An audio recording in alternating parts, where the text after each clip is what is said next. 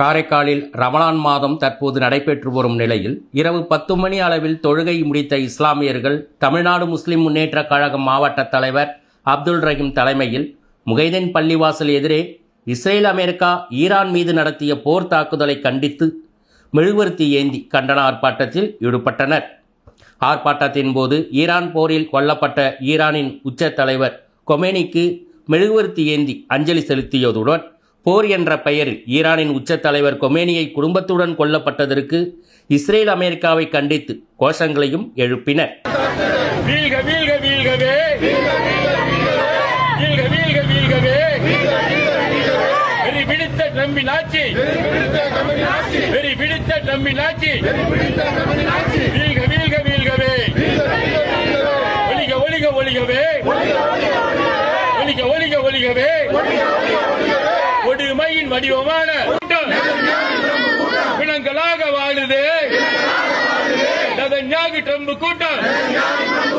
பிணங்களாக வாழுது மாவீரர் அலி கொமேனி, மாவீரர் அலி கொமேனி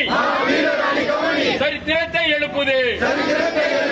ஒன்றிணைவோம் ஒன்றிணைவோம் ஒன்றிணைவோம் ஒன்றிணைவோம் அரளி கொமானியே, யா சகீதே யா சகீதே, ஈன புத்தி இஸ்ரேலை வன்மையாக கண்டிக்கின்றோம். உலக பயங்கரவாதியான அமெரிக்காவும் அதனுடைய கள்ள குழந்தையமான இஸ்ரேலும் இணைந்து ஈரான் மீதிலே ஒரு பொய்யான காரணங்களை கூறி போர் தொடுத்து போரின் விதிமுறைகள் அத்தனையும் மீறி பள்ளிக்கூடத்திலே படிக்கின்ற குழந்தைகள் மீது தாக்குதல் நடத்தி நூற்றுக்கணக்கானவர்களை கொலை செய்து, அது மட்டுமல்லாமல் இராணுவத்தினரோடு மோதாமல் குடும்பத்தோடு வசித்துக் கொண்டிருக்கின்ற அதனுடைய உச்ச தலைவர் ஆயத்துல்லா கமேனி அவர்களுடைய இல்லத்தை தாக்கி அவர்களை குடும்பத்தோடு படுகொலை செய்திருக்கிறார்கள். இதனை கண்டிக்கும் விதமாக இன்றைக்கு மெழுகுவர்த்தி ஏந்தி அஞ்சலி செலுத்திக் கொண்டிருக்கிறோம். உலக நாடுகளும் ஐநா சபையும் உடனடியாக இவ்விஷயத்தில் தலையிட்டு